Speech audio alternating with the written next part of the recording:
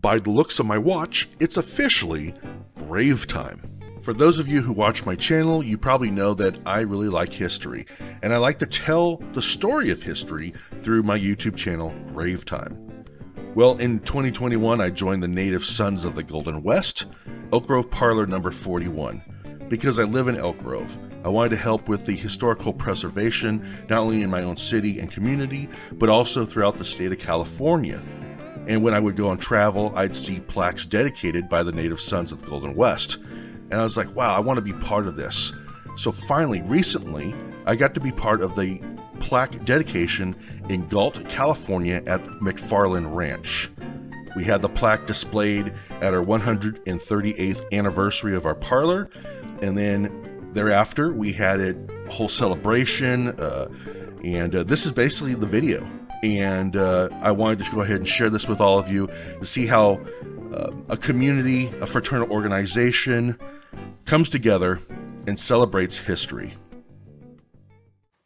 Okay, we're going to go ahead and get started here. Because we're all having to stand, and we don't want to leave you in that position. And I know the Galt Historical Society has something starting at 6 o'clock. So we want to welcome all of you to this dedication. And I'm sure been a long time coming for the Galt Historical Society, because they put a lot of time and effort, along with a lot of other people, in restoring this house, which is absolutely beautiful, I will say. And I want to give some thanks to people who have put this together. Jim Entrica, who has worked on, yes, thanks Jim, who has done all the work on organizing the event, getting the plaque together, getting the wording, getting the information on Mr. McFarland. He has been working a number of things, even getting our tent set up today. Thank you, Jim. And to Dan Tarnowski for just helping work around here, and for all the work you do on this. We appreciate your input and help, and happy you have done that. The Native Sons of Elk Grove Parlor 41 is very happy to have been part of the donation of the plaque, which we will be showing here today. So I'd just like to say a couple of things. You know, when we think that this man was born in Scotland in 1824, and so he would have been almost 200 years old today. It's amazing when you think about that. You know, when you think that he came from Galt, Ontario, Canada, is where his family moved to after Scotland. And just what he did, he left home at 15. Can you imagine letting your son leave home at 15 today? I had a hard time letting him leave home at 18 or 19. But he went on and did so many things, and learned so different trades before he got to California. He heard about the gold rush and came to California with $2 in his pocket. And he had no shoes on his feet or a hat on his head. And if you have the little brochure here, the story is in this brochure. It's been put together. It's rather large reading, of course, if you have glasses on. Which I don't have. When he went to Placerville, he said, I can't make any money. I can't even pay my board and room. Working with the gold, I can't find enough. So he started speculating in real estate. And because he speculated in real estate and made money, built some water systems up in the Placerville area. At that, he had made money. He was, as a minor in the age of 26, he was worth $800 in real estate. And in today's market, that would be $21,000. So he's made some money to get this. When he bought this property, he bought 600 acres. which Dan was just saying was part of a Spanish land grant, which of course most of the land around here was part of the Spanish land grants if you study that. So one of the things I noticed and was very interested in, because I wondered how the road got named, he said he died in 1902, and he left his estate because he was a lifetime bachelor. He left his estate to a niece, and her name was Mary McFarland Orr. So that's, I'm sure, how the name Orr Road was named. I thought that was very interesting. To get on with our dedication ceremony, I would like to introduce Jeff Schmidt, who is the Grand President from Georgetown Parlor number 91, and he will do the dedication along with the rest of his team. And thank you, Jeff. Thank you. Thank you. Oh, thank you. Thank you very much.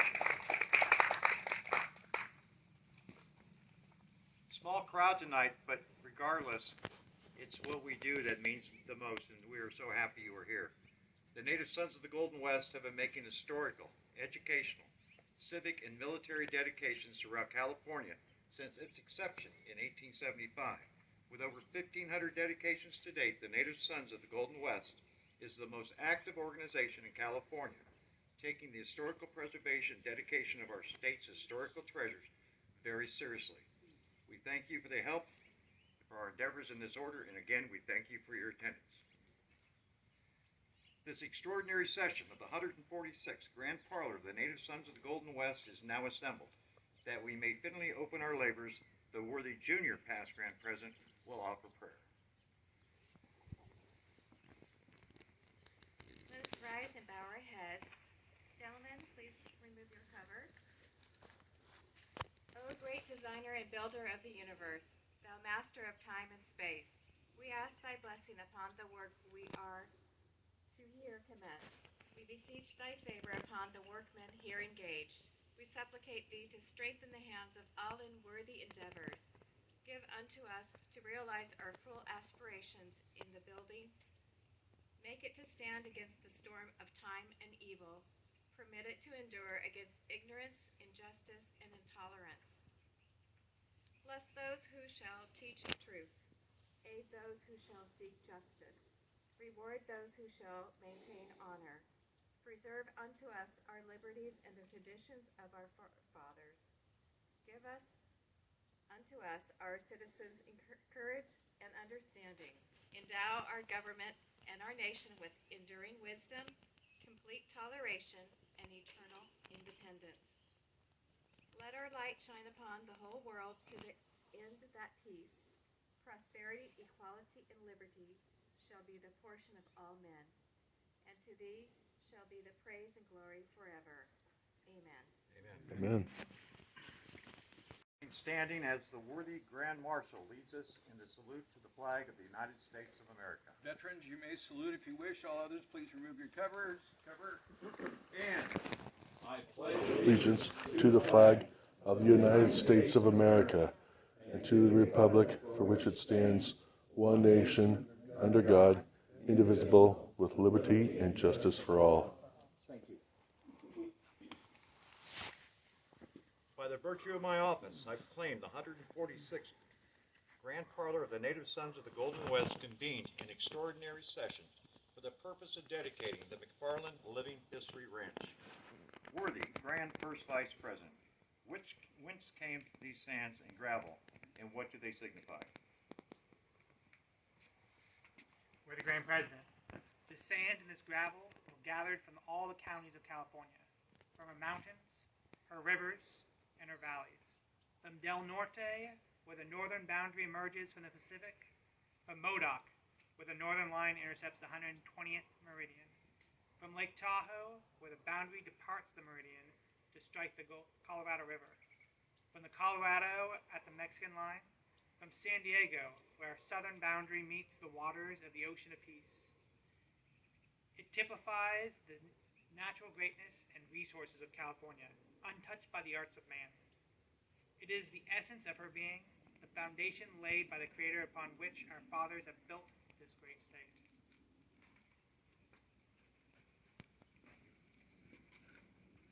Worthy Grand Second Vice President, whence came this cement and what is the meaning of its purpose?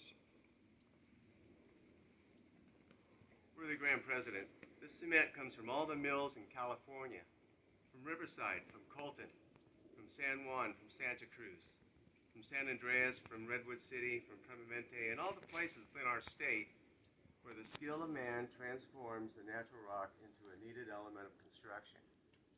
It typifies the industry and efforts of mankind.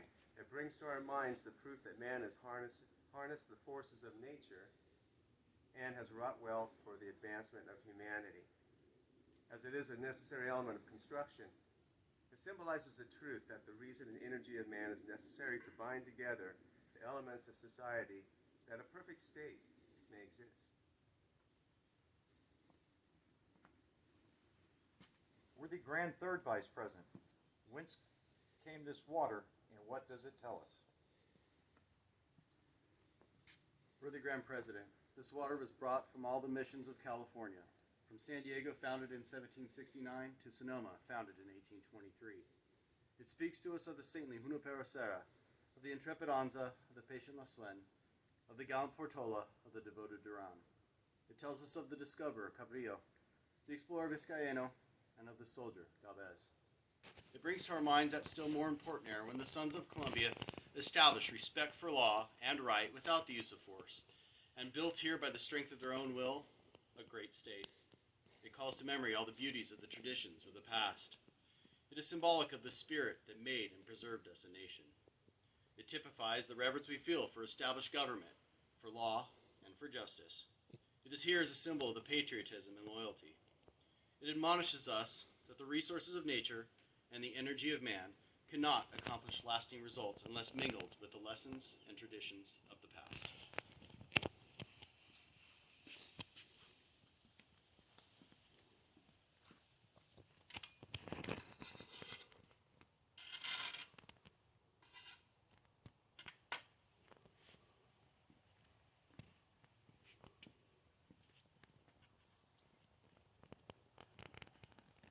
May the resources of nature mingled with the energy of man ever produce fit material from which to build a splendid future.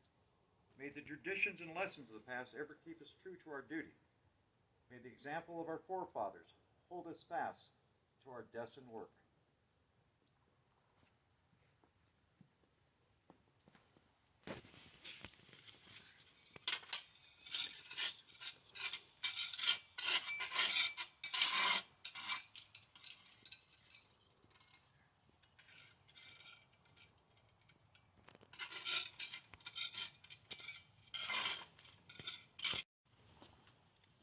Thus, with the bountiful resources of nature, do we mingle the energy and resources of man to produce the present.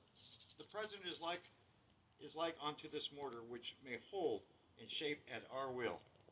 If we have done it accordingly to the teachings of the past, it will harden into history, and that will glorify us. But our errors on our part will forever show in the hardened mass. The present is ours, but the present will soon be the past. We shall, too, pass on to history.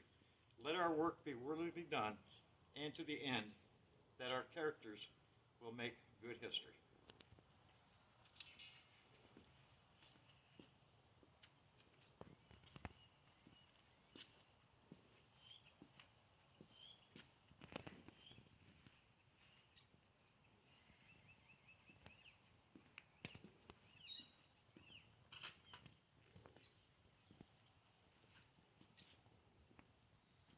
On behalf of all men who love truth, justice, equality, independence, and tolerance, I now declare the McFarland Living History Ranch well and truly dedicated, and as our native state has contributed to the mortar for which this plaque is sealed, so may the hearts of all men cherish and defend liberty and justice.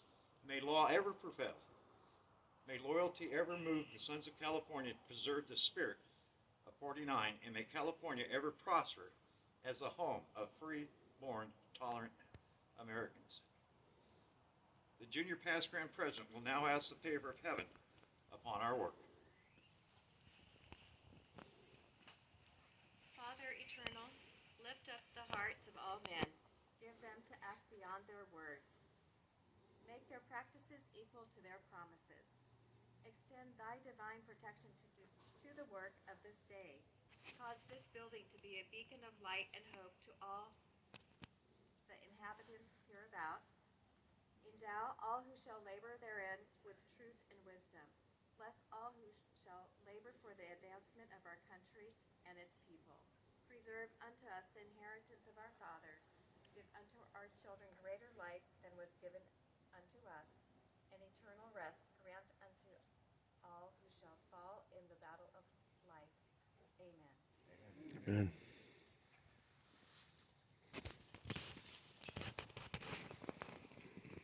The work for which we have assembled being completed, I now declare this extraordinary session of the 146th Grand Parlor of the Native Sons of the Golden West duly closed. At this time, I would like to ask the Grand Marshal to read the text of our plaque for the Grand Marshal. John McFarland Ranch, Galt. John McFarland was born in Stirlingshire, Scotland on March 14, 1824, one of 11 children. The family immigrated to Galt, Ontario, Canada in 1834. In 1838, at 15, John came to the United States learning the trade of carpentry and joiner.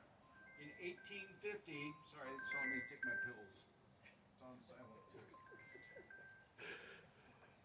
It's weird to be in a plaque. We have to add that in there. Only you, that could happen. In 1850, traveling with wagon trains to Utah, then alone by horseback, he arrived in Placerville in August 20. Yeah, for the other pill. One of those is a memory pill. Find me. He was an unsuccessful miner, soon investing in real estate. Around 1857, McFarland purchased and moved to his South Sacramento County ranch of over 600 acres, enclosed with a board fence and planted crops. He added a tank house, carriage house, blacksmith shop, barn, corrals, chicken coop, 3 sheds, and a bunkhouse for the Miwok Indians working his fields.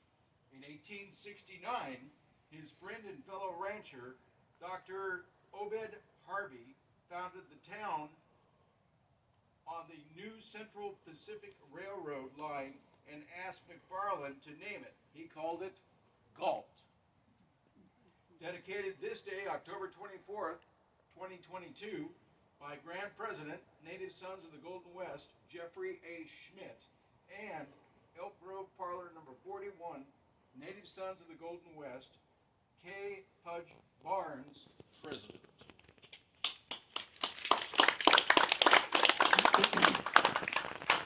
Thank you, Mitch. Don't forget to take your medication tonight.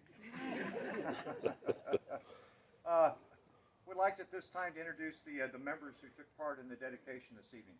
Starting on my right is the man taking the part of the Grand Marshal, is the Grand Marshal of the Native Sons of Golden West, from Santa Rosa Parlor No. 28, Brother Mitch Plaque. Mitch, thank you. Taking the part of the Junior Past Grand President is your Supervising District Deputy Grand President from Sunset Parlor No. 26, Brother Marjorie McKisson. Taking the part of the Grand First Vice President is the Grand Outside Sentinel from Amador Parlor No. 17 in Sutter Creek, Tommy Baggett. Brother, thank you. Taking the part of the Grand Second Vice President is the Grand Second Vice President from Excelsior Parlor No. 31 in Jackson, Brother Stephen McLean.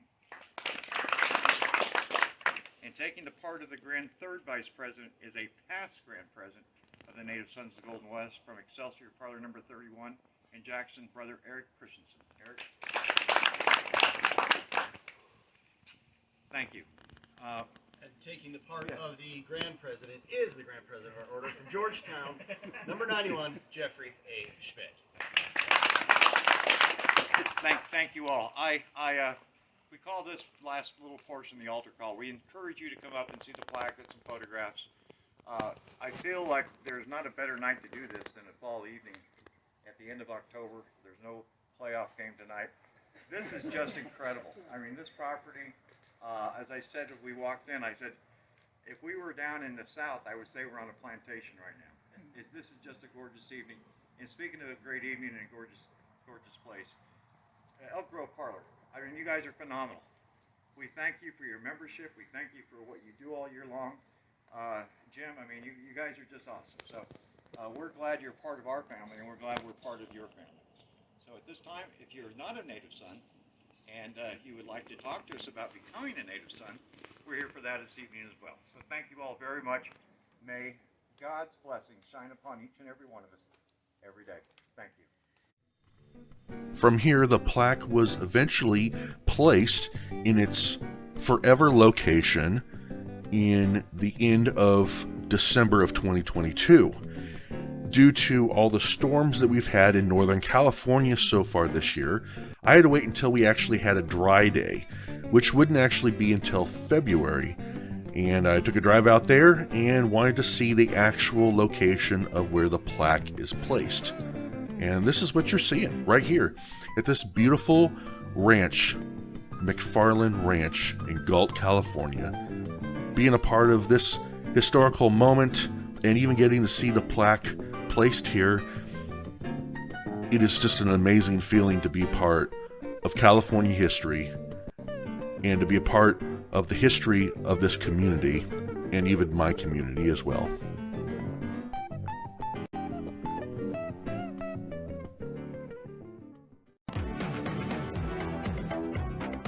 Thank you so much for watching this episode of Grave Time. Be sure to subscribe to my channel if you haven't already, and hit that notification bell so you can be in the loop of the next Grave Time adventure. I hope you learned something about the native sons of the Golden West and how they present a plaque dedicated to a historical monument or location.